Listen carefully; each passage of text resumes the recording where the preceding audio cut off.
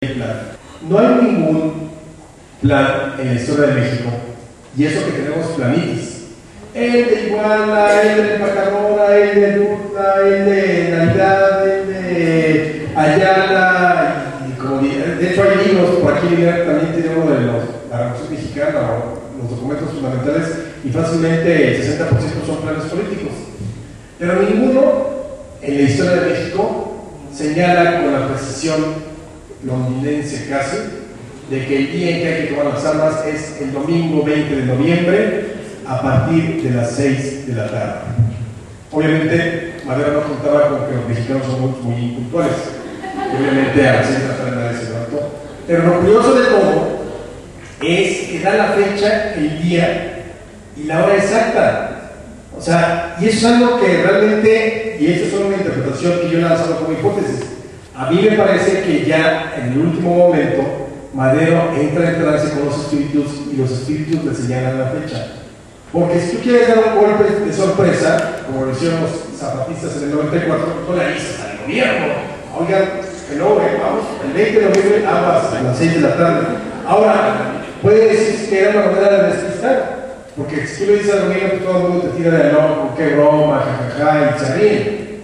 Pero lo importante es que el plan de San Luis, él firmó 5,000 planes de su puño y letra la víspera de empezar a repartirlos, que les digo que fue por el 22 de octubre. En ese momento es cuando Madero ya va a lanzarse a las armas, desde luego, pero lo importante es que señala la fecha. Y le resulta, hay unos que se levantan un poquito antes, pues desde luego conocemos lo que sucede con los Cerdán en Puebla, que no es propiamente levantamiento, pero Chihuahua sí estalla. Pero no estalla tampoco con el ánimo y el ímpetu que esperaba Madero. Ahora, Madero se resiste hasta el último momento a tomar las armas. ¿Por qué? Porque la propia vocación espírita le impedía atentar contra la vida de sus hermanos. Y de hecho, si ustedes leen el Bhagavad Gita, ahí ven los cuestionamientos de Arjuna, porque ve en un momento de combate con tantas tropas, ve que el enemigo viene del primo, a los amigos y familiares, y entonces eso realmente le causa gran abatimiento a Arjuna, en el caso del Bhagavad Gita. Pero entonces es cuando se aparece Krishna y le dice, no, tienes que hacerlo y asumir tu responsabilidad. Así parece una telenovela, pero está en el Bhagavad Gita, que era el libro de cabecera de Madero, y así es como él va operando. Entonces finalmente tiene que tomar las armas. Viene entonces la Revolución Mexicana, llega a la frontera y está solo su primo Catalino Benavides con 10 personas, como él esperaba, cuando menos 500 hombres. Se decepciona tanto Madero que se regresa a Estados Unidos y está muy cerca de reconocer al gobierno de Porfirio Díaz.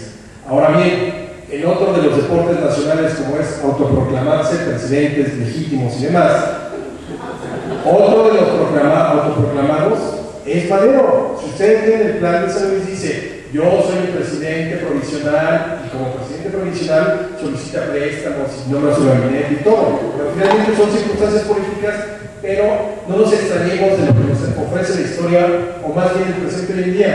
Finalmente son ires y venires de la historia. Madero es otro. Él se autonombra presidente provisional. Otro más, nada más como paréntesis, Vasconcelos el 29, con otro de los planes revolucionarios, que Juan de Guaymas, también se autoproclama presidente, no recuerdo si legítimo o algún otro término, pero también se proclama presidente. Pero bueno, eso solo es un paréntesis. El hecho es que finalmente estalla la revolución. Y Madero va a asumirse la revolución hasta febrero de 1911. Es decir, ya están peleando Villa, Orozco, sobre todo en la región de Chihuahua, una parte de Coahuila, por ahí haciendo su propia revolución en Baja California, Flores Magón. Zapata se suma, no al maderismo propiamente, pero sí se suma a la revolución en marzo de 1911. Es decir, la llama había prendido. Aquí es donde empezamos a ver al hombre que si bien tenía esta sensibilidad política, al hombre que si bien tenía muy claro qué necesitaba México en términos cívicos, al hombre que sabía perfectamente hacia dónde dirigir a un país con sus instituciones y sus leyes, vemos que era un hombre que no tenía la experiencia política para asumir. Y aquí es donde vemos que el espiritismo realmente lo lleva a plantearse la realidad mexicana desde otra perspectiva. veía en cada una de las acciones de sus oponentes la misma honorabilidad y lealtad con la que él lo estaba poniendo en juego.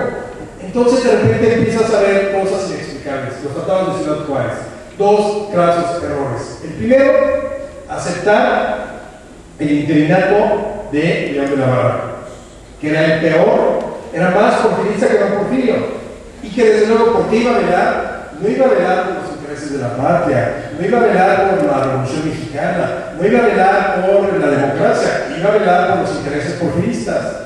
Y el segundo error, peor tantito, es haber aceptado licenciar, es decir, desarmar a las tropas revolucionarias que lo habían llevado al triunfo. Es como si yo de repente agarro a la banda de valientes, a la familia o a los hijos, a quien quieran, y entonces, les doy la gracia a mi policía que hizo un trabajo magnífico al agarrar a los Zetas, y de repente digo, pues con los Zetas ahora ustedes van a ser mi policía. ¿Qué podemos esperar de eso?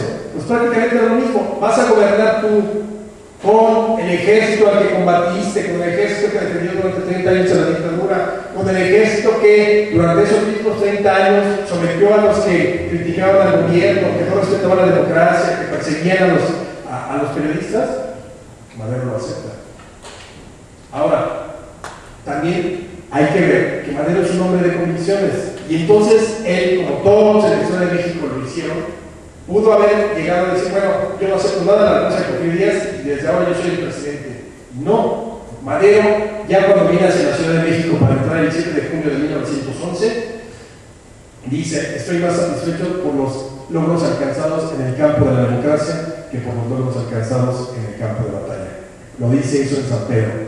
Y eso nos lleva finalmente a lo que va a suceder. Madero no acepta, por eso no acepta el poder, por eso se lo da a León de la Barra, para ser legalista, porque finalmente si se ve el presidente, ¿quién asumía la presidencia en ese momento? El secretario de Relaciones Exteriores, que era Francisco León de la Barra.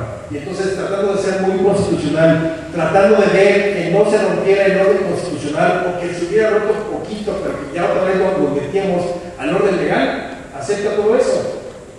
Y Madero está dispuesto a competir para llegar a la presidencia a través de elecciones. Y quizás es muy loable, y lo va a lograr. Quizá el momento, más que el 7 de junio de 1911, yo me atrevería a afirmar que el momento más feliz de la vida de Madero fue el 6 de noviembre de 1911, el día que tomó posesión de la presidencia, ya de manera legal, constitucionalmente, que protestó, porque finalmente él en ese momento vio materializado lo que había sido su lucha.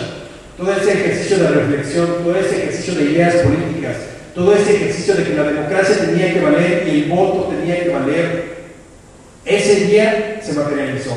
Y ese día que toma la presidencia, yo creo que fue más importante para él que el 7 de junio, que venía como finalmente el caudillo victorioso de la Revolución Mexicana. Ahora, pues desde luego el gobierno de Madero empieza muy mal. El interinato de la Barra le había dejado de cabeza el país, sobre todo, por ejemplo, la relación con Zapata. Este desencuentro de dos hombres que generalmente ponían la lealtad y el honor enfrente fue roto totalmente por las intrigas de Francisco León de la Barra. Y entonces, prácticamente 19 días después de que Madero toma la presidencia, Zapata lanza el Plan de Ayala, donde